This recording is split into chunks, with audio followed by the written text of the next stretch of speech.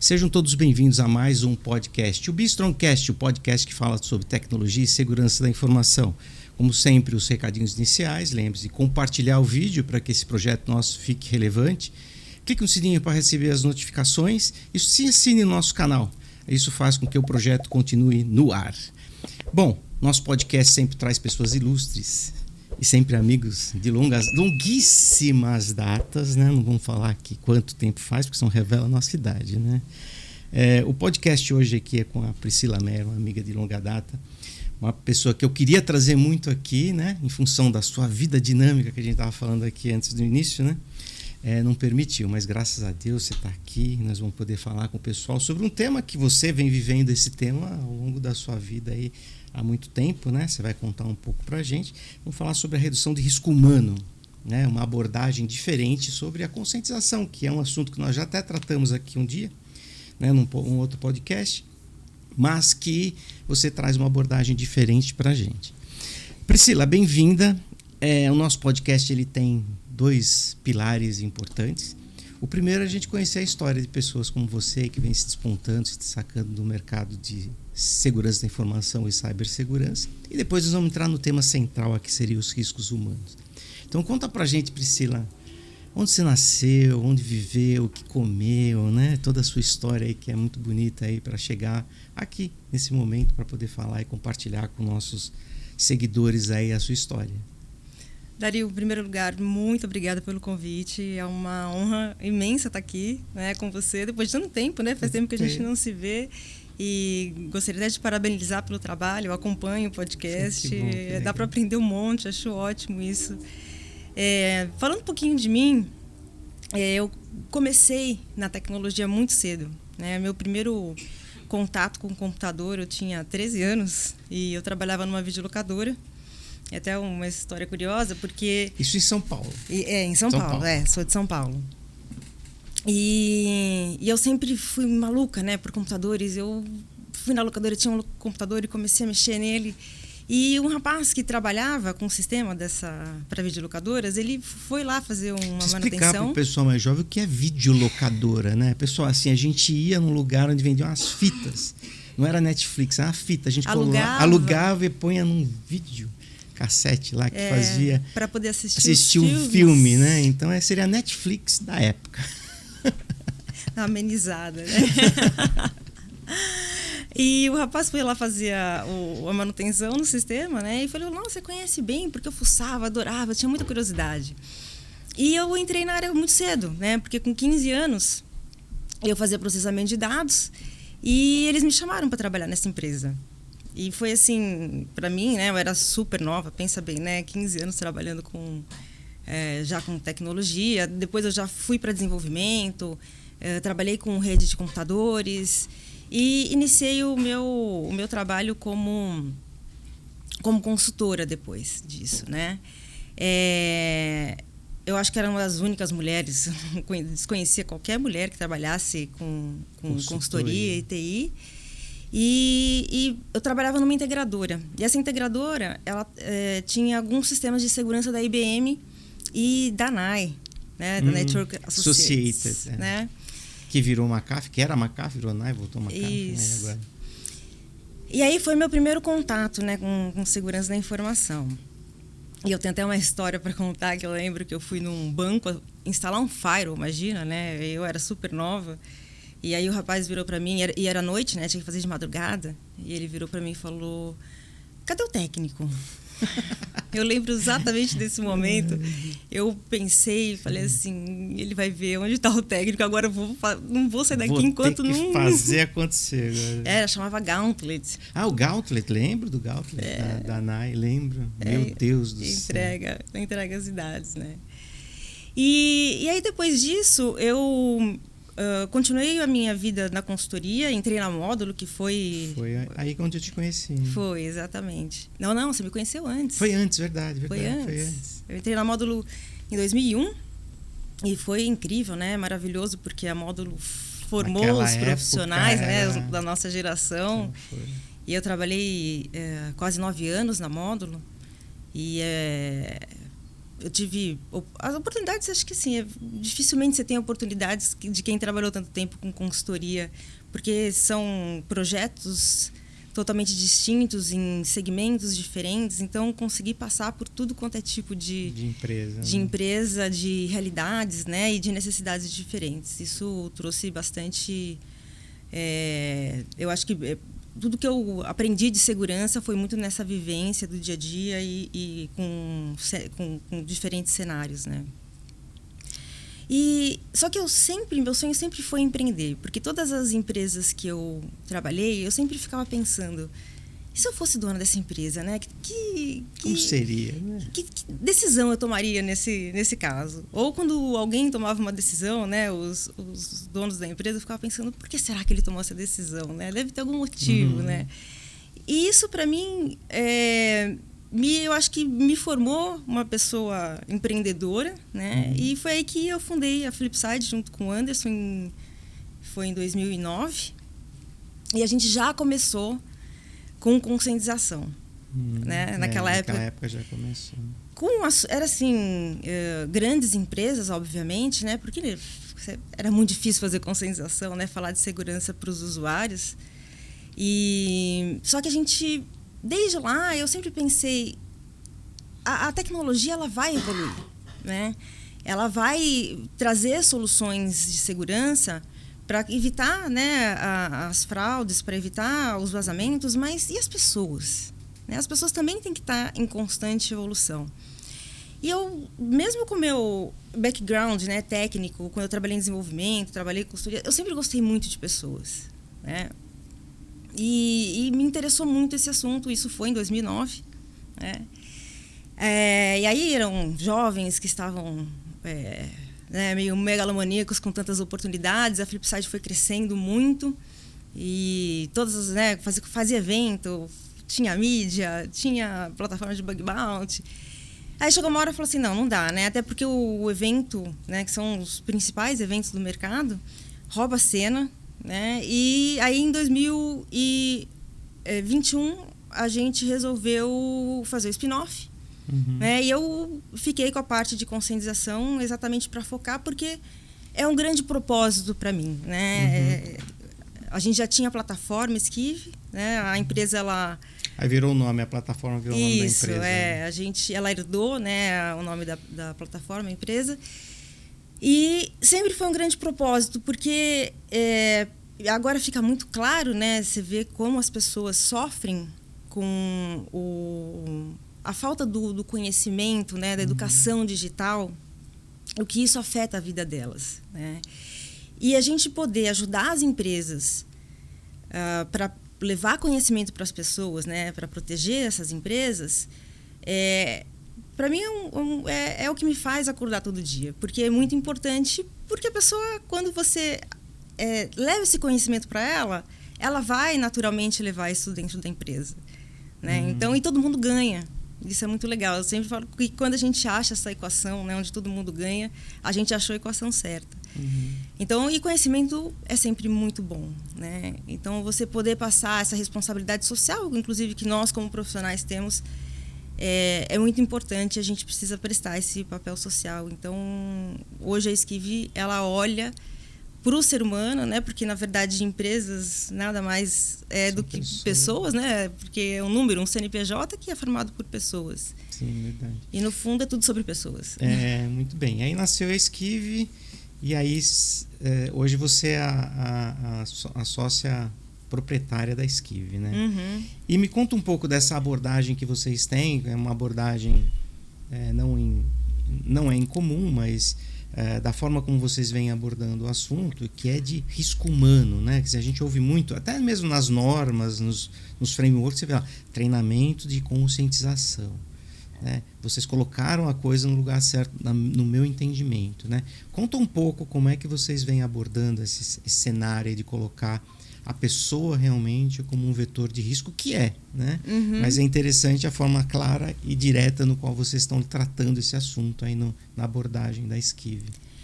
Porque quando a gente fala de segurança de informação, a gente não pode só considerar a segurança tecnológica, né? A gente precisa considerar a segurança das pessoas que estão utilizando aquela informação, né? Seja na tecnologia, seja onde for, onde essa informação estiver. E é curioso porque, como eu comecei muito cedo, olhando para a conscientização, eu consegui ver que lá atrás a gente não sabia como conscientizar, né? Como que a gente faz um papel do que não foi feito, né, numa formação de conhecimento de segurança digital? Como que a empresa faz esse papel para as pessoas para proteger as suas informações? E tudo começou muito como de baixo para cima, né? Pensando assim, vamos fazer treinamento, vamos fazer simulações. E a questão é que você treinar e você sem muito planejamento é meio que jogar dinheiro fora, né? Então, o que eu digo a gente precisa ter um objetivo para a empresa. Quando a gente treina, o objetivo é diminuir o risco. Porque se o risco de ter uma violação de segurança, ela é tecnológica e humana, a gente precisa olhar para essas duas coisas. E a gente precisa medir, a gente precisa trabalhar como a gente trabalha com risco. Então, tem que ser uma abordagem top-down, né? A gente tem que entender o que um conselho de uma empresa está olhando. Ele está olhando para os riscos, e são diversos riscos, né? E o risco de segurança é um deles. E tem que apresentar o risco como um todo, né? A gente tem que considerar risco tecnológico e risco das pessoas também. Das pessoas. E aí, nessa abordagem de visão de risco, como que a solução de vocês ajuda nisso? O Skive entra como dentro disso? Porque assim, a gente mapear o risco, muita gente tem planilhas de riscos e faz lá e tenta criar lá. Quais são os riscos que a gente tem na empresa? Vazamento de dados pelo usuário, tem lá, clique no phishing e tal. Como é que vocês transformam isso em realidade na mão da empresa? Quando a gente está falando de risco, né, quando a gente apresenta, é muito engraçado, né, porque eu sempre falo que a área de segurança ela é um puxadinho das outras áreas. É igual a inovação, né, porque basicamente as áreas deveriam conhecer sobre segurança para poder proteger as suas informações. Né? Igual a inovação, ela deveria conhecer inovação para trazer inovação para a tua área. Então, a área de segurança, por isso que ela tem esse objetivo, é de apresentar o risco para as áreas e elas tomarem a decisão, porque as informações pertencem a elas. Né? Só que acontece que a área de segurança ela assumiu o ônus do risco do fator humano, obviamente, né? E é de maneira até injusta, porque a área de segurança está fazendo todo o seu trabalho ali, olhando para a tecnologia. A gente sabe muito bem, né, o papel do security officer, né, de qualquer um que trabalha com segurança, eu falo que é igual médico, né, só que sem o glamour do médico. Né?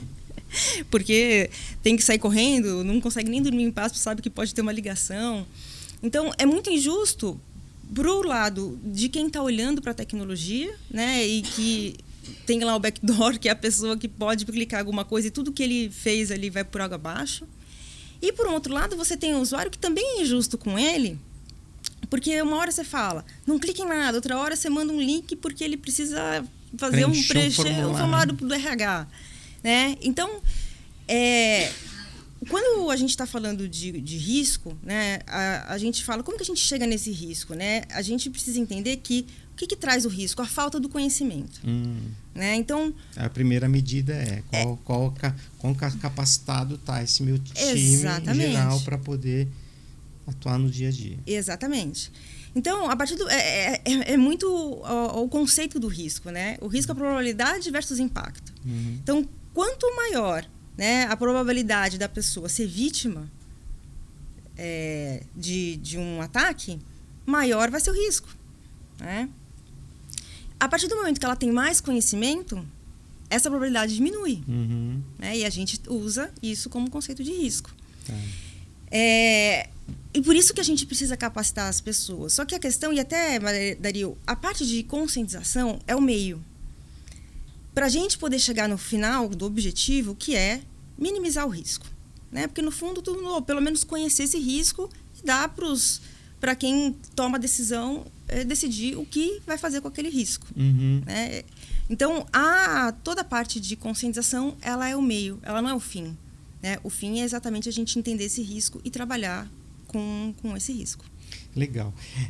Uma das coisas que a gente ouve, vê, né? Isso não é novidade nenhuma para você, que a gente está falando muito de conscientização de usuários, né? Então, o usuário clicar e tal. Mas se a gente falar com o CISO das empresas, ou o gerente, o diretor, ele tem um problema maior, que é conscientizar o board, né? Que esses caras ainda talvez não estejam conscientes de que é necessário fazer talvez a própria conscientização dos usuários ou tomar algumas outras providências.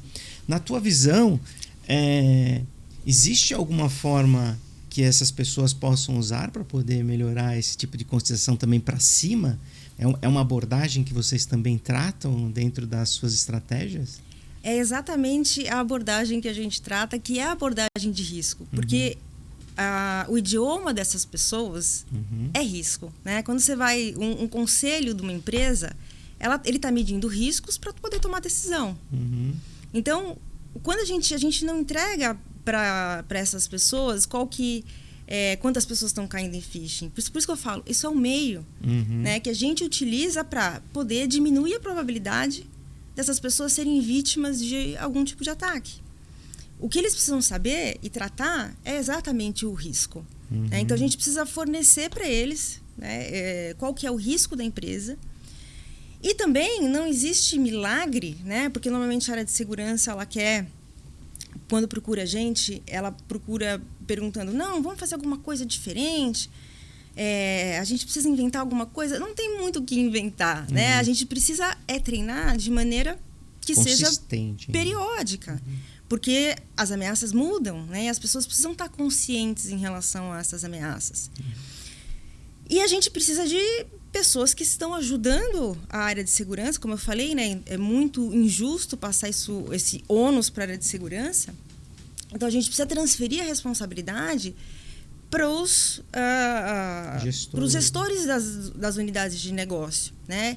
E também passar em relação ao risco. Quanto que essa área de negócio ela está contribuindo com o risco da empresa em relação ao risco cibernético do fator humano. Você pega o ransomware, né? O ransomware, ele tipicamente, na maioria dos casos, de imperícia, mas talvez a inocência, né, da pessoa que deu o clique eventualmente no malware, né? Assim, o V0 da maioria dos casos de ransomware que pelo menos a gente investigou, teve uma ação humana ali de clicar em alguma coisa, né? E é aí onde a gente vê um risco tremendo por falta de conscientização, né? Às vezes os mecanismos de defesa da empresa falham ou não são eficientes o suficiente para poder enfrentar os zero days da vida, né? Então acaba tendo esse tipo de coisa, né?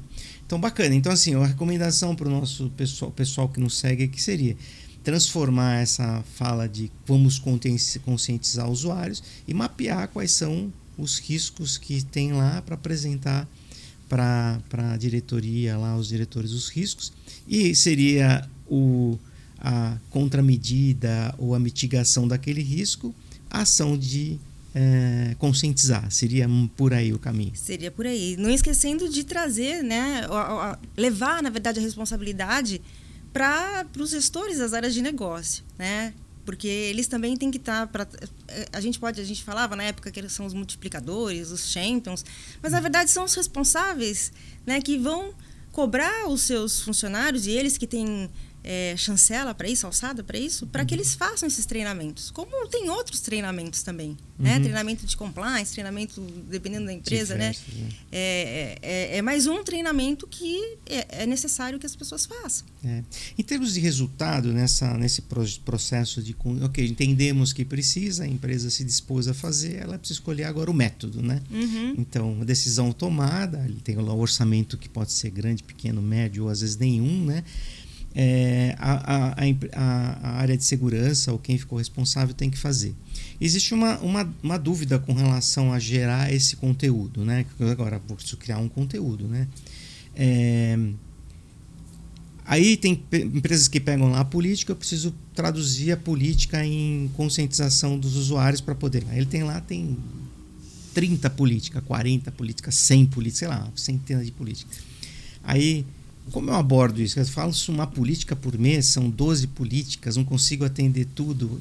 Entupo o usuário para poder fazer uma maratona de conscientização. Qual que é a estratégia que você recomenda para as empresas fazerem nesse sentido? Como montar esse programa? Vamos lá. Primeiro a gente precisa entender um pouco, né, qual que é o objetivo e por que a gente precisa conscientizar e aí e para o como, né? O que acontece? As crianças hoje, né, e sempre foram muito super protegidas no mundo físico. Uhum. Porém, os pais e todo mundo negligencia essa segurança no mundo digital. Então, a gente cresceu ouvindo, olha, não abre a porta para estranho, você não pode falar com qualquer um na rua, né, não expõe a sua vida para os seus amigos. Só que, por um outro lado, né, no mundo digital, os pais eles estão fazendo dancinha no TikTok e expondo a sua privacidade. Motivando o pessoal, as crianças a serem influenciadoras. Exatamente. E são muitos pontos, né? Acontece que hoje você realmente é muito estimulado a mostrar a sua vida nas redes sociais. É curioso que eu vejo muito isso. Eu não tenho rede social. Eu tenho rede social, mas eu não posto nada, né? A gente que era da área de segurança... Você posta só coisa do trabalho, né? A vida pessoal nossa tá bem... A gente sabe qual que é o risco disso, né? E a gente fica até com medo de fazer qualquer coisa, mas... as pessoas que elas postam, quando elas não estão postando alguma coisa, até as outras perguntam, peraí, aconteceu alguma coisa? Quer dizer, se você não está expondo a sua vida, significa que você não está bem, né? E eu vou muito também, tem o autor do livro Freakonomics, não sei se você conhece, não conheço. Ele fala muito sobre o incentivo, né?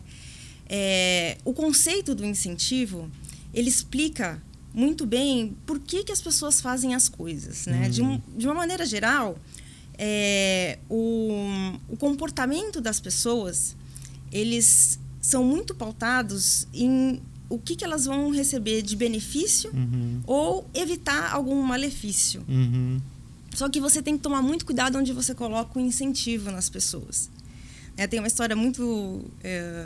acho que retrata muito bem isso, que teve uma escola de crianças onde eles tinham um problema que os pais demoravam, às vezes atrasavam para buscar as crianças. E o que acontecia que tinha muitos pontos negativos, né? Um deles é porque às vezes os professores precisavam ficar até um pouco mais tarde, né? E tinham horários ali, precisava ficar com a criança. E a própria criança que ficava ali ansiosa, sem saber se o pai ia chegar. E aí eles decidiram, para evitar esse tipo de problema, cobrar uma taxa, né? Se atrasar, vai ter que pagar aqui uma taxa. E o efeito foi reverso. Já que eu posso pagar, deixa Já que eu posso pagar, eu vou deixar lá. E até sem a culpa, né, de estar deixando o filho lá. Agora eu estou pagando. Né? Então tem que tomar muito cuidado com o incentivo, né? E quando você vai fazer um trabalho de conscientização, você precisa mostrar para ele a importância que isso tem para a vida dele. Porque ainda essa exposição, né, ainda essa abertura da sua vida, nessa falta de preocupação em relação à segurança, mesmo sabendo que tem risco, que as pessoas estão vendo o tempo todo que está acontecendo fraude, está acontecendo um monte de coisa, ainda o incentivo ainda é muito maior do que o benefício, né? E por isso que a gente precisa mostrar do benefício de você se proteger, né? Eu sempre falo, por exemplo, quando a gente vai falar de LGPD, não vamos falar de LGPD, vamos falar de privacidade, né? As pessoas, elas não se preocupam, elas se preocupam com a privacidade, se você perguntar, mas é só oferecer algum prêmio que ela entrega qualquer dado, né? Ganhar um descontinho aí, Black Friday, sai preenchendo cadastros grandes, inclusive. Né? Exatamente. Então, o que a gente precisa? A gente precisa aprender. A gente precisa aprender quais são os riscos. A gente precisa o tempo todo... Eu gosto de fazer até um paralelo com a segurança do trabalho, porque se você ficar tentando encontrar qualquer outro tipo de recompensa para as pessoas aprenderem segurança, o incentivo vai na recompensa e não no benefício delas tá tendo um comportamento seguro, né? Você pega a segurança do trabalho, a gente lembra muito bem, né, Dario? E não faz muito tempo assim, né? Enquanto não saíram as normas reguladoras para a segurança do trabalho, né, com treinamentos obrigatórios, com supervigilação, com auditoria, as pessoas entravam na fábrica sem vestimento, sem nada. Chinelo, né? Quando começou a gerar um risco muito grande para as empresas, e mesmo com os acidentes, as pessoas vendo, a vida delas estavam em risco. Elas não seguiam as normas, elas não tinham incentivo para isso. Quando começou a apertar, né, para as empresas começaram a cobrar, né? Hoje, se você não, né, dentro de uma fábrica, se você não tiver com a vestimenta correta, você nem entra na planta. Então, é isso que está acontecendo com a segurança e vai acontecer cada vez mais. E a gente precisa sempre estar mostrando, né? E diferença da segurança do trabalho, que a gente não tem o agente da ameaça, né? Ninguém vai empurrar uma pessoa ali para, né, ela que está na altura, vai empurrar essa pessoa. A gente tem o agente da ameaça, então por isso que a gente precisa estar treinando de maneira periódica, para a gente mostrar, não tornar ninguém expert, mas para a gente poder mostrar para as pessoas, olha, existe essa ameaça. Porque quando isso aparecer para elas vão estar atentas e não vão cair. Entendi. Eu sou aqui no nosso podcast, eu gosto muito de a gente tentar transformar o que em como. Né? Então, assim, o que fazer a gente já entendeu. Agora, o como. Como você recomenda para o pessoal fazer? Assim, qual seria a receitinha de bolo para eles fazerem? Quem não pode contratar a Esquive, não pode contratar a Strong, que precisa fazer lá no papel de pão ali, né? Que tem uma empresa pequena ou que está sem recurso. O que você recomenda que ele fizesse para chegar nesse ponto ali? Fazer? O que ele deveria fazer? E como, né? A gente precisa fazer com que as pessoas elas tenham acesso às informações. Tá. Né? Até antigamente, Dario, a gente era muito pautado em prestação de serviço, né? E hoje a gente falou, não, pera um pouco, prestação de serviço, assim, o cliente pedia, a gente fazia. Né? E a última coisa que chegava lá para o usuário era o treinamento, porque passava por tantas pessoas lá que a gente não conseguia fazer com que essa informação chegasse ao usuário. Então, a informação precisa chegar para as pessoas, né? E a gente fala usuário, mas assim, são todas as pessoas. Todo mundo, né? É board, todos os colaboradores, é para terceiros, porque tem toda uma cadeia que envolve, né, a informação das empresas e fazer com que elas estejam funcionando. Então, essa informação precisa chegar. E precisa existir uma periodicidade, né? Trazer para essas pessoas quais são as novas ameaças, né? Porque tem ameaças que são, às vezes, referentes a um certo segmento. Mostrar para elas muito fazer treino, trazer informação, né? Sair da ignorância, que é a falta do conhecimento, e trazer o conhecimento para as pessoas, porque a gente vê que isso vai aumentando o quanto elas têm de percepção em relação ao risco, e aí elas conseguem decidir qual que é o maior benefício, eu me expor ou eu conseguir, ou eu me proteger, né? Então, a gente precisa mostrar... Então, faria um trabalho de levantar lá, fazer uma lista de quais são as ameaças que tem lá para o setor da empresa, olhar lá as políticas e começar a montar ali a lista de treinamentos ou de informação, dizer assim, para chegar pro seu usuário, cliente, enfim, tudo isso, né? Eu até iria, Dario, eu nem... Assim, a política, a gente sabe que existe uma política, e essa política ela está baseada nas melhores práticas, né? E as melhores práticas, a gente precisa começar... Claro, a gente precisa nivelar o conhecimento dentro da empresa, né? Em primeiro lugar, a gente tem que saber que tem pessoas com diferentes níveis de conhecimento em relação à cibersegurança e começar com o básico, né? Mostrando quais são os tipos de ataques, pegando os ataques. As pessoas adoram ouvir histórias. Os nossos treinamentos são muito focados, né, em contar histórias e mostrar o que pode acontecer numa vida real, né? Porque a pessoa, se você trabalhar ali com a vida real, né, com a vida pessoal dela, ela vai levar isso para o trabalho, né? Ninguém cria uma senha forte para o teu e-mail pessoal e no trabalho vai criar uma senha fraca. Então, a gente desenvolve o hábito para que ela veja esse benefício. Entendi. E ela vai expor isso também para a empresa. Então, a abordagem melhor é não ficar lá preso e simplesmente divulgar as políticas. É você divulgar a informação para que você não esteja sobre a ameaça lá de o usuário não entender lá o problema real da vida dele ou do trabalho dele. Então, transformar isso na mente dele, claro, o que acontece. É quase uma tradução, né? A gente precisa traduzir isso, né? A gente, por exemplo, tem pessoas lá que tem... porque é difícil... A área de segurança já é difícil a gente ter força de trabalho, né? A gente sabe da dificuldade.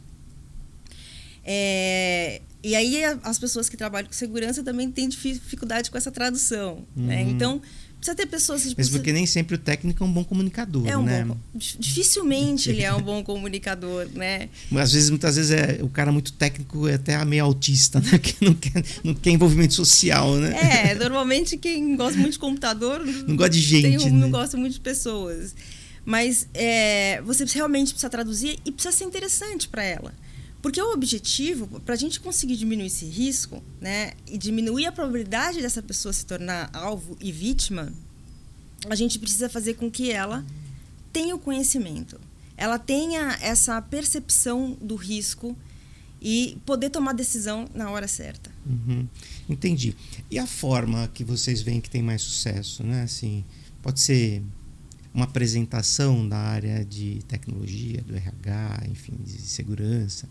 Tem a forma de vídeos, tem a forma de campanhas internas. Assim, na sua experiência, que tipo de modelo você tem visto o melhor resultado, assim, para que as empresas possam estar aí eventualmente se espelhando em sua experiência? Sabe que em 2021 eu pivotei a empresa e falei, não, pera um pouquinho, quem sabe fazer conscientização somos nós, porque a gente sabe tudo que deu certo e deu errado, né? Sim. Então vamos pegar todo esse conhecimento e transformar essa metodologia e aplicar no que realmente deu certo.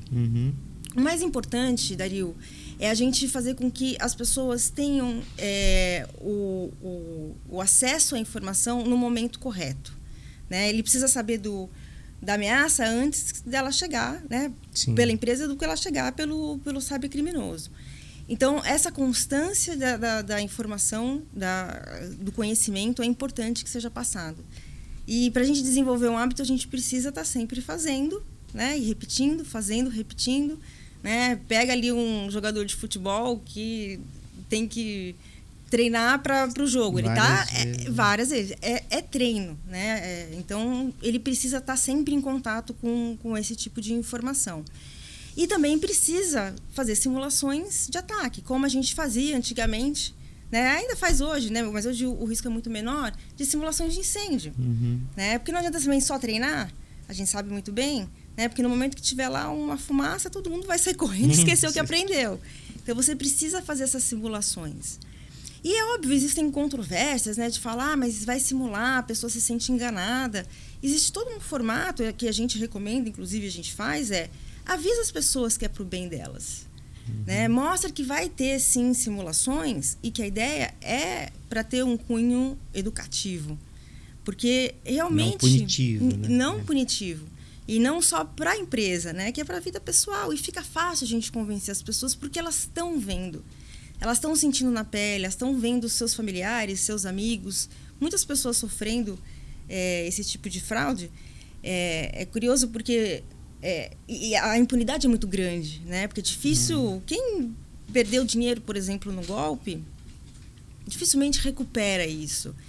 Então, fazer um trabalho onde você mostra para as pessoas, olha, ninguém está querendo criar uma armadilha para você e a gente está querendo só ensinar para que você realmente esteja preparado quando o momento ali da ameaça chegar, né? Você conseguir reagir da maneira correta. Tá. E aí, nesse formato hoje, por exemplo, na Skive, são vídeos trainings, são treinamentos em vídeo. O que é a plataforma Skive? O que a gente faz? Quando a gente pivotou, né, a gente colocou a plataforma como a linha de frente, mas eu também não acredito que exista qualquer plataforma que não tenha um trabalho por trás, principalmente quando a gente está olhando para a área de segurança, né, que você tem mão de obra super escassa e que as pessoas não sabem como conscientizar, né? O trabalho de quem está olhando lá para a parte técnica, como é que você vai tratar de pessoas, né? Então, a gente tem toda a parte de advisors que a gente faz faz todo o acompanhamento, estratégia, entrega esses relatórios de risco para que seja passado para as áreas. O que a gente faz a gente faz treinamentos semanais ou a cada 2 semanas, né, dependendo da empresa. São treinamentos curtos, interativos, né, que traz o conhecimento para a vida pessoal também, né, de cada um. Esses treinamentos interativos podem ter vídeos e sempre ele tem uma aferição do conhecimento no final, porque tudo tem que ser medido. Um quiz ali no final. Né? E vocês fazem um assessment inicial de conhecimento ou não? Começa com a Então, campanha? a gente tem um assessment, a gente entende se a empresa, dependendo da maturidade dela, mas normalmente a gente começa com um nivelamento do conhecimento e o que a gente faz são ciclos, que a cada ciclo a gente tem esse relatório de risco para poder entregar para as áreas competentes e entregar, né? Tem lá o resumo executivo que é pro board. Entendi. À medida que as pessoas vão tendo sucesso ou insucesso no quiz, vocês vão criando lá um apontamento de risco em função daquele tipo de ameaça. Quer dizer, as pessoas ainda não estão totalmente conscientes desse assunto. Isso. O que a gente tem de métricas é a métrica do engajamento, né? Porque se está ou não fazendo os treinamentos. A métrica do conhecimento, né? Como que ela está indo em relação a esses quizzes que a gente coloca no final de cada treinamento. E também tem a métrica do comportamento, né? Como ela se comporta diante a uma simulação de ataque. Então, essas métricas que vão gerar essa probabilidade, né, que vão trazer essa métrica de risco. E a simulação de ataque, quais são os tipos de ataque que A gente faz simulação, normalmente simulações de phishing, que a gente usa ou captura de dados, porque dá para entender o quanto que ela está disposta a entregar informação, às vezes informação pessoal, para a gente entender como é que ela está olhando para a privacidade, ou smishing. Até vi um número absurdo agora, né, o número de vítimas de ataques de smishing é absurdo, né? A gente acha que ninguém cai, mas um monte de gente cai. E aí sempre tem os agravantes, né? Além da exposição das pessoas, tem muito vazamento de informação. E agora, com até inteligência artificial, os ataques estão ficando muito mais sofisticados, porque é muito mais fácil você trabalhar com uma quantidade muito grande de informações e automatizar os ataques direcionados. Acaba prejudicando tudo, né? E assim, na sua visão, os tipos de treinamentos que são assim, imprescindíveis. Quer dizer, a empresa pode fazer nada, mas pelo menos esses temas é obrigatório. Quais seriam na sua visão aí? Assim, quem não fizer nada faz pelo menos isso. Se a gente pegar onde estão os maiores ameaças para o fator humano, né, de engenharia social, né, a gente sabe que é o phishing.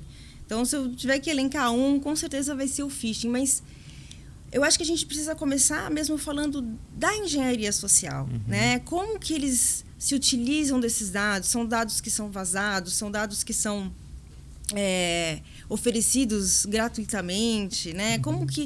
Porque quando você desperta, né, nas pessoas esse conhecimento, esse entendimento de como que eles trabalham em relação aos dados que estão disponíveis, fica muito mais fácil para ela ter a ideia de quando vier um ataque, seja por phishing, smishing, o que for, né? Vishing, a gente tem todos os phishings. Os phishings da vida. E começa a trazer essa percepção realmente do risco e o que as pessoas podem fazer em relação a isso. Sabe que uns tempos atrás eu até fiquei bastante pensativa em relação até o meu propósito, né? Porque eu falei assim, nossa, poxa, chegamos num ponto que eu tenho que falar para as pessoas que elas têm que estar o tempo todo desconfiadas de tudo, né? Porque você não pode nem confiar quando você recebe uma mensagem da sua mãe, né? Você vai ter que ligar para ela e ver se é ela mesma. Só que aí eu pensei bem e falei, não, ainda o conhecimento é a saída, né? Porque quando a pessoa tem o conhecimento, ela não precisa estar o tempo todo em estado de alerta, né? Ela vai saber distinguir e vai ter um pouco mais de atenção para poder agir da maneira correta. Então, assim, a gente precisa realmente suprir essa falta da educação digital com os treinamentos periódicos, o tempo todo falando sobre isso, trazendo os novos golpes, mostrando o que está acontecendo. Chamando a atenção sempre. Você sabe que eu tenho 2 filhas, né? A Vitória e a Verena. E a Verena foi vítima de uma fraude recentemente, mesmo a gente trabalhando com isso, e todo momento ela entendendo esse assunto, porque a gente fala muito sobre isso em casa, né? É uma fraude que eu nunca tinha visto, que foi de um grupo de WhatsApp. Ela tá se formando em psicologia, ela queria muito fazer um treinamento de especialização com uma psicóloga específica que tem um treinamento específico da questão de psicologia familiar. E essa moça, como sempre, né, esse pessoal que tem conteúdo acaba fazendo os famosos lançamentos, né? E era um pouco caro tal, e ela acabou entrando na famosa lista VIP para poder ganhar lá o desconto do treinamento, e ela estava indo nesse fluxo aí do processo normal que todo mundo aí de lançamento faz, né? Pois bem, chegou no horário que estava previsto de abrir lá o famoso carrinho de compra, né? Ela ansiosa, quer conseguir comprar o treinamento e tal, sei o quê. Ela recebeu um direct no WhatsApp dela, de um número dizendo, com logotipo igualzinho, dizendo: olha, você que está na lista VIP, esse aqui é o link para o seu pagamento. Está com desconto imperdível, sei lá, 50% de desconto do valor que era o treinamento. Tem que fazer no Pix, você tem meia hora para fazer. Ela ansiosa foi lá e pagou. Veio de lá, veio da pessoa. Aí falou: comprei, pai, comprei. Tá bom, filha, que bom, né? Faz o curso e tal.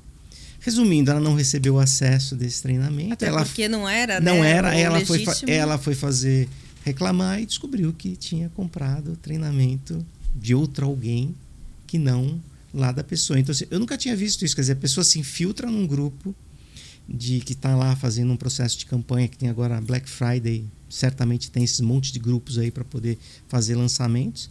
E o que acontece é que as pessoas acabam pegando os contatos das pessoas lá dentro e fazendo o acesso direto, se passando pela empresa, gerando vantagens, né? Sempre assim, né? Uma vantagem. E acaba sendo vítima. Ela depois falou: poxa, como eu fui burra, né?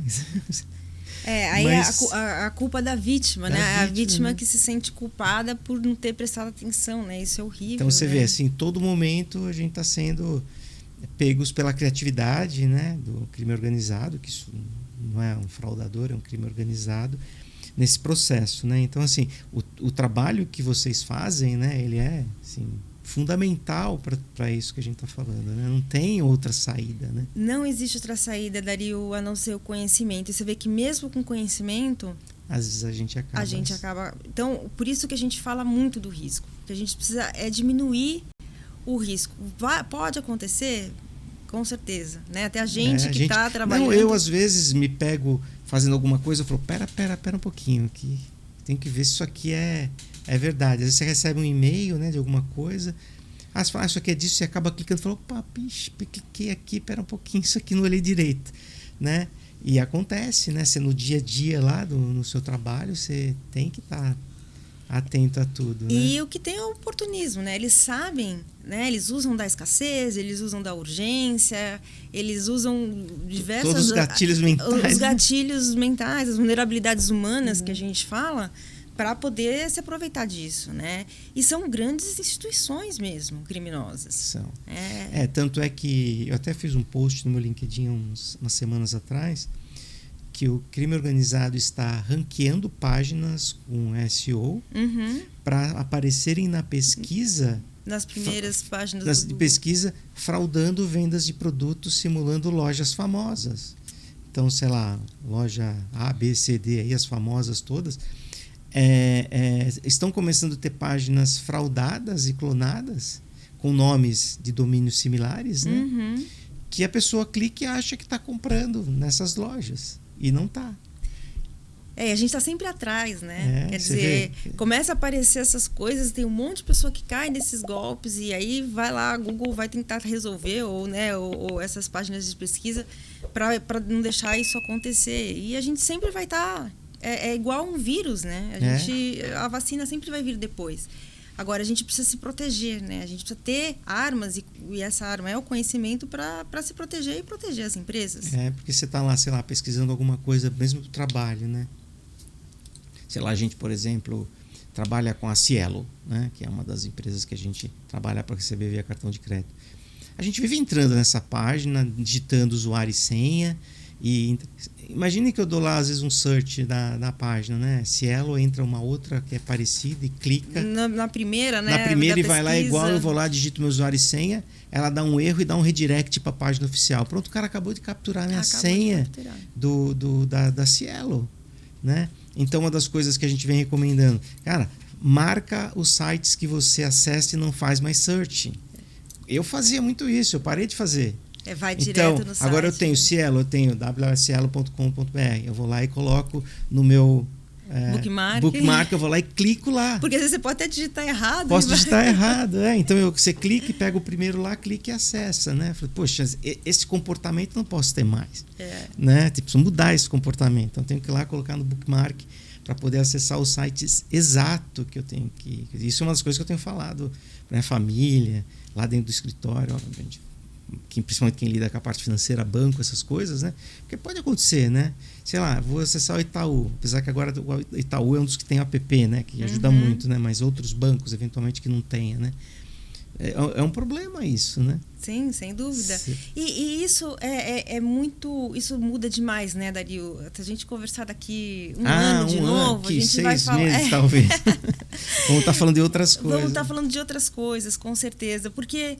É tudo muito dinâmico, né? E toda essa parte da engenharia social e as distorções que a gente está vendo de informação está fazendo com que as pessoas não saibam mais no que acreditar ou acreditar em coisas que são completamente fora da realidade, né? Então, isso com certeza vai mudando. Eu que venho acompanhando a conscientização há tanto tempo, eu vejo que as abordagens elas realmente têm que mudar e ao longo que os cenários mudam. Abordagem, a linguagem também, né? Eu acho que cada corporação tem sua linguagem também, né? Assim, tentar adaptar essa linguagem para que fique palatável para as pessoas, acho que seria fundamental, né? É fundamental, porque exatamente que eu volto, né, a falar do incentivo, né? A gente precisa fazer com que isso seja atraente para essas pessoas e que elas realmente tenham interesse, para a gente chegar num ponto onde elas consigam ver o benefício real no conhecimento, né? Porque isso vai ajudar elas e começar a ter realmente um comportamento seguro e passar isso para as outras pessoas também. Né? Legal. E qual você tem sido assim dentro da tua visão aí em termos de visão de futuro, né? A gente falou de daqui a vai estar muito diferente, mas o que vocês lá da PropSkive, vocês estão nesse processo, o que vocês estão olhando para frente, enfim, e tem inteligência artificial que você comentou um pouco que são as fraudes, como você visiona o futuro desse negócio de conscientização, essa parte de cultura, né? Vamos falar de cultura. Como que vocês estão olhando para frente aí a longo prazo? Para a gente é muito claro que assim, a tendência é piorar, né? A gente está vendo essa tendência de piora, né? Porque se a gente falar de inteligência artificial, por exemplo, eu acho que a inteligência artificial ela veio para ajudar muito a parte tecnológica, porque a gente sabe que os golpistas também vão usar isso para aplicar um golpe, mas vai também ajudar a proteger, né, a criar soluções mais inteligentes tecnológicas. Agora, para as pessoas, ela é uma ferramenta que vai trazer muito mais formas de enganar as pessoas, né, de deturpar o que é real, o que não é. Né? A gente já está vendo, né, vários tipos de ataque com deepfake, quer dizer, são coisas muito simulação sofisticadas. De voz, de imagem e tudo mais. Que né? Dificilmente as pessoas houve um ataque, né, que entrou, que houve um depósito de uma quantia bastante grande em Hong Kong. Em Hong Kong, né? Que foi o primeiro grande ataque com um valor milionário que um rapaz, né, participou de uma reunião, né, com supostamente o CEO, o CFO, falando para ele fazer essa transferência, né, como que vai, até pela urgência, né, usa urgência também. Tudo isso, né? Como que não vai fazer? Né? E a tendência realmente é piorar. E o que a gente está vendo que cada vez mais as empresas elas vão ser responsabilizadas por isso, né? Pela segurança, porque a gente sabe que o controlador da informação ele tem essa responsabilidade. A gente já vê, né? Empresas de capital aberto, por exemplo, ela tem responsabilidade perante a CVM, por exemplo, órgãos reguladores estão cobrando isso das empresas e as empresas elas estão repassando isso para os seus fornecedores.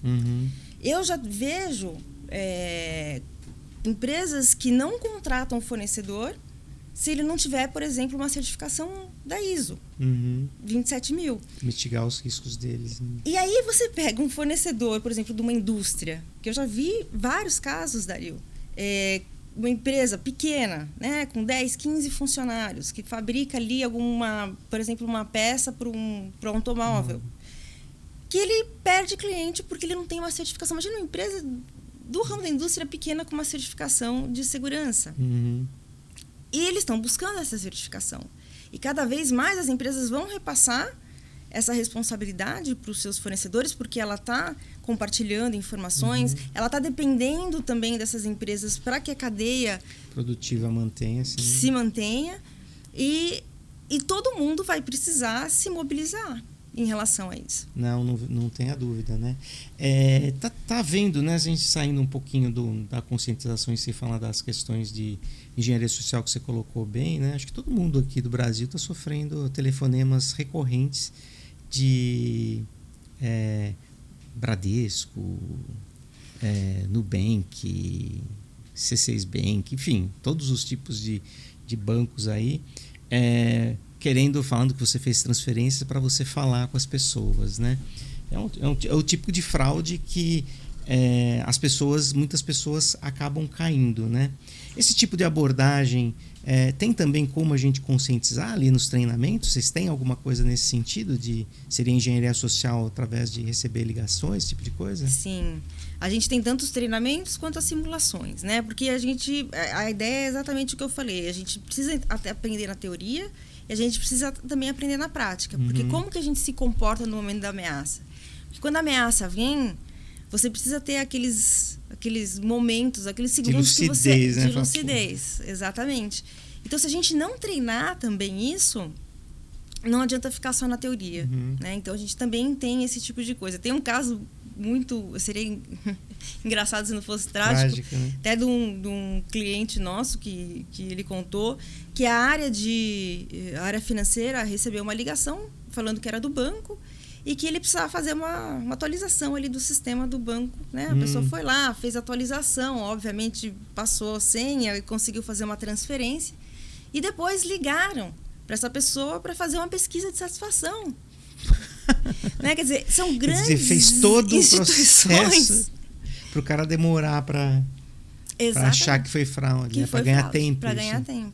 Talvez para seguir o processo de... E até para entender, né? Porque são grandes empresas. A gente já viu que desmantelaram várias empresas que fazem golpes, né? E pessoas que estão lá trabalhando exatamente para isso, né? É incrível, porque assim, eu sinceramente recebo por dia umas 2, 3 ligações dessas. E eles têm todos os dados. Eu atendi, né, uma dessas ligações, né? Óbvio que quem for fazer isso mude sua voz, né? Porque o que eles querem é capturar a sua voz, né? Para poder depois criar lá os processos de fraude em outros lugares, né? E aí eu comecei a dizer que eu não era a pessoa quem eles estavam procurando, que era eu mesmo, né? Então, é Dario? Eu falei, não, eu sou não lembro o nome que eu dei, sei lá, o João. Aí falou, não é o seu Dario, sobrenome Caraponali? Não, que é o João de Souza. O seu CPF não é esse? Não, meu CPF é esse. O seu endereço não é esse? Eu falei, não moro nesse endereço, eu moro em outro endereço. Tá havendo alguma situação estranha aqui e tal. Então houve um empréstimo em seu nome e tal. Aí eu falei para ele assim, mas você achou mesmo eu aí, João de Souza, com esse CPF? Né? Falou, não, achei aqui sim, senhor. Achou nada, rapaz. Aí o cara deu risada, falou, pô, você é malandro, hein? Sou malandro. Eu que sou malandro. Você é mais malandro que um malandro, né? Aí desligou.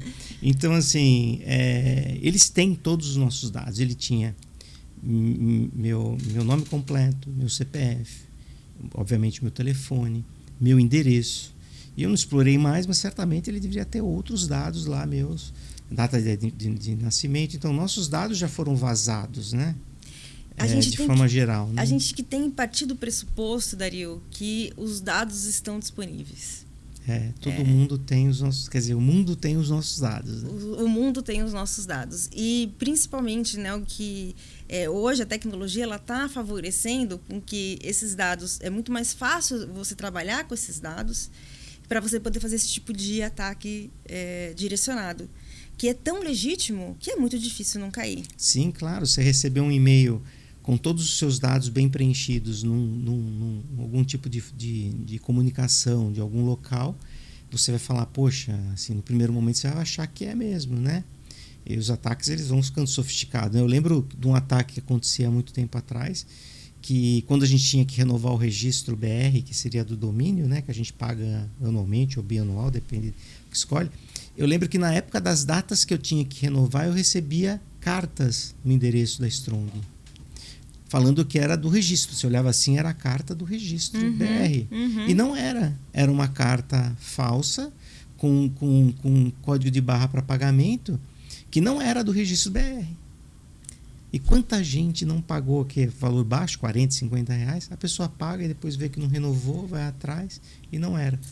Então, assim, isso parou, eu não recebi mais. Mas você não recebeu pelo correio, mas hoje tem o DDA, né? Pelas empresas. Pelo DDA, exato. Pelo DDA você vê um monte de boleto ali de coisas que você nem imagina. Eles vão postando. Se né? alguém pagar, aí tudo bem, né? Dá sorte e vai. E tem gente que paga, a gente sabe disso. A pessoa acaba ali no processo do dia a dia, na correria do dia a dia, acaba pagando. A gente sempre paga isso, vou pagar. E acaba indo no processo, né? Então, assim, o que a empresa, de forma geral, com relação à conscientização, a gente já falou como ela deveria fazer e tal. O prazo constante, né? Nunca parar, né? Nunca parar, porque a informação é aquela coisa do treino, né? É claro que você pode ter algumas ações de impacto, que a gente chama, que ajudam a trazer mais para a realidade, né? Mudar um pouquinho, como tem... de segurança do trabalho, você tem lá de vez em quando a semana da segurança do trabalho, você pode fazer uma semana da segurança. Isso ajuda, né? Isso traz bastante muito pelo choque, né? Você trazer ações que vão realmente impactar e mostrar de uma maneira diferente, mas isso não pode substituir essa periodicidade, né?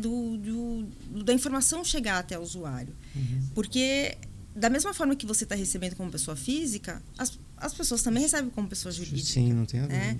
E, obviamente, quem está aí no ramo, ele vai focar nas empresas porque ele sabe que ali vai estar uma maior quantidade de dinheiro, né? A melhor forma de fazer a fraude.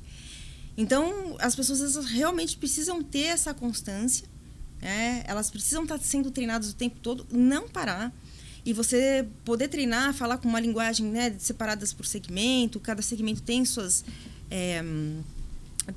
particularidades, né? Tem lugar que você, por exemplo, meios de pagamento, você precisa falar um pouco de PCI também para mostrar, porque o auditor vai lá, né? Ele precisa mostrar alguma coisa em relação ao que está lá na norma. E uma das coisas que a gente tem reparado, Dario, e acompanhado alguns gestores, por exemplo, de qualidade, que estão ali com o auditor e estão levando ali para as áreas, é que quando eles mostram um relatório de risco, né, mostrando ali as evidências de treinamento, os auditores estão vendo isso com muito bons olhos, porque está trabalhando no preventivo. Né? É muito importante você trabalhar no preventivo, porque você está evitando que aconteça alguma coisa de uma maneira globalizada dentro da empresa, né? Você trabalhar com todo mundo para que todo mundo possa estar olhando para a segurança e também assumir isso como sua responsabilidade. Que show! Então, assim, resumindo para os nossos seguidores aí, o pessoal que nos assiste, quer dizer, nem que o gestor tenha que ir lá fazer uma reunião com o pessoal, conversar com a turma já é uma ação, né? Não precisa ter grandes sofisticações, né? Criar lá uma pauta, uma lista de assuntos a serem tratados e leva os assuntos para as pessoas, né? Se tiver mecanismos e métodos automatizados para poder medir isso, como eventualmente a Esquive ou outro método, bom, né? Mas faça pelo menos a reuniãozinha com o pessoal e comente sobre o assunto e transforme isso numa pauta constante. Numa pauta No constante. board, ou nos diretores, ou lá com o pessoal mesmo, criando lá as reuniõezinhas. No passado a gente tinha muito isso, né? Que era as palestras de conscientização que a gente fazia, né? Que acabou precisando intensificar mais e a palestra acaba ficando às vezes anual, né? Ou bianual, não dá para fazer semanalmente, né? Acho que os mecanismos eletrônicos aí de videoaulas e tudo acaba sendo mais útil, né? E mais produtivo. Até porque é uma palestra, você tem que despender lá 1 hora, né? E a gente, por exemplo, utiliza... são 5 minutos, né, de treinamento. É um treinamento que vai lá direto ao ponto, termina com 3 perguntas para ver se ele entendeu, ele interage. Não pode ser mais que isso, porque a gente está concorrendo com outros que também são importantes. Que acaba sendo uma loucura, né? E precisa estar... a ideia, né? Se não tem um recurso para contratar uma empresa, mas coloca isso na pauta das reuniões. Traz quais são os tipos de ataques para as pessoas ficarem atentas, né? E quando chegar esse ataque, ela poder agir da maneira... ter o comportamento adequado. E é importante a gente falar sobre isso, porque a gente lembra muito, né, no passado que não se falava de segurança, porque se falasse de segurança ia parecer que você não tinha segurança. Né? Então, tá aí para todo mundo ver, né, que isso pode acontecer com qualquer tipo de empresa, não importa o quanto ela tem de investimento em tecnologia, que isso ela vira alvo e pode acontecer, né? Legal. E o que a gente recomenda também, né, acho que vocês devem fazer isso, criar um canal para as pessoas tirarem dúvidas, né? Que nem, por exemplo, se eu tenho, recebi uma ligação, será que é verdadeira? Não, né? Mesmo sendo do âmbito pessoal, né? Abrir um canal para as pessoas trazerem as dúvidas sobre o comportamento deles ou dúvidas sobre se isso é fraude, não é fraude. Acho que criar esse canal de comunicação também acho que é importante para as pessoas se sentirem motivadas a trazerem as dúvidas, né? Sobre coisas que aconteceram com o irmão, com a mãe, com o tio, né? As pessoas estarem ali vendo a empresa também como um apoio, talvez para as questões pessoais do dia a dia deles, né? Eu acho que isso é um caminho, né? O canal, ele é fundamental, Dario, porque é o que eu te falei, né? A gente não vai tornar as pessoas expertas em segurança, a gente sabe a complexidade, né? Do que até para você detectar se aquilo é ou não uma fraude. Por isso que esse canal ele é fundamental, porque o que a gente precisa é que a pessoa simplesmente ela desconfie e tenha um suporte, um recurso que ela possa ir lá e perguntar, isso aqui é ou não é? É esse tipo de atitude que a gente espera. Então, esse canal é importante. E a cultura, né? A cultura é uma coisa... A cultura de segurança que a gente diz você tem que criar dentro de uma cultura de uma empresa, né? O que é a cultura? Né? O jeito que as pessoas fazem dentro daquela empresa. Então, tem que ser top-down para ter uma cultura de você ter um canal, uma abertura para as pessoas não se sentirem culpadas, por exemplo, se elas clicarem em algo errado e ficar com medo de poder falar, né? Falar sobre criança amedrontada que fez alguma arte. Tem que ser o contrário, tem que estimular que as pessoas falem para que possa se tomar as providências o mais rápido possível, né? Então, incorporar a segurança na cultura, né? E a gente sabe que a cultura de uma empresa ela vem de cima, né? Então a gente tem que pensar e tem que fazer essa conscientização muito forte desde o board, com alta direção, os gestores, para que isso venha para todo mundo, né? Crie-se essa cultura e que tenha esse canal de comunicação que elas possam ir lá e realmente entender se é ou não é, né? Se elas podem tomar, qual seria, né, a atitude correta que ela deveria ter em cada caso. Que show. Priscila, o tempo voa. Mentira! Nós já chegamos aqui no nosso final do podcast. Deixo para você aí os minutinhos para suas considerações finais, aí, recado que você queira dar pro pessoal, algum tema aí, alguma coisa que a gente esqueceu de comentar ou abordar aqui no nosso bate-papo. Fica à vontade aí. Dario, eu sempre gosto de terminar minhas palestras falando para todo mundo que trabalha na área da nossa responsabilidade social em relação ao nosso conhecimento, né? É muito importante a gente fazer esse trabalho de conscientização, porque se alguma coisa, se realmente der para mudar, e eu acredito que dá para mudar, está nas nossas mãos. E se está nas nossas mãos, a gente tem essa responsabilidade de fazer essa mudança, de poder ajudar as empresas, de poder ajudar as pessoas e a gente mudar esse cenário, que é um cenário muito triste, né? Para quem tem empresa, para quem para a pessoa física, pessoa jurídica, para todo mundo. Então, cada vez mais a gente ter essas uniões entre nós profissionais e poder fazer esse trabalho de conscientizar, humanizar mesmo a segurança. Porque quando a gente fala de segurança, a gente está falando de pessoas, né? Mesmo que a gente fale de tecnologia, tem as pessoas que estão configurando essa tecnologia, a gente também depende delas. Então, o conhecimento traz responsabilidade. A gente tem essa responsabilidade de poder ajudar as pessoas e ensinar elas a como se proteger. Não, acho que você falou é muito profundo e eu levo até a outras esferas, né? A conscientização do ser humano em todos os aspectos vem se mostrando ser uma responsabilidade de todos. A parte ecológica, né? A parte saúde, toda essa conscientização, essa informação, massa de informação que a gente tem, que precisa fazer com que as pessoas mudem os hábitos, né? Para poder serem mais saudáveis de todas as formas, né? Então, eu acho que esse é o topo do assunto na atualidade, né? Exato. Conscientização das pessoas sobre todos os aspectos, né? Relações humanas, né? Discriminação, um monte de ações anti-discriminação, né? Que a gente tem. Eu acho que é tudo parte da conscientizar as pessoas sobre os assuntos, né? E a conscientização, né? Você tomar ciência de alguma coisa, você precisa ter o conhecimento. Porque muita coisa que a gente vê, parte ecológica, discriminação, é pela falta do conhecimento. A gente fala vamos economizar energia, mas pô, eu só acender a luz, mas o que faz para você simplesmente acender essa luz? As pessoas sabem, né, tudo que está por trás disso. Isso. Então o conhecimento traz a consciência, né? Então quem tem o conhecimento precisa passar esse conhecimento e trazer essa consciência para todos. Show, muito bom. Priscila, obrigado pela sua participação, brilhante participação aqui, como sempre, né? Muito obrigado mesmo. Bom, pessoal, é isso. Como sempre também, né? Nos últimos recadinhos, não esqueçam de assinar o nosso canal, compartilhem, clique no sininho para poder receber as notificações e saber das nossas novas edições e vídeos. Muito obrigado e até a próxima. Tchau, tchau.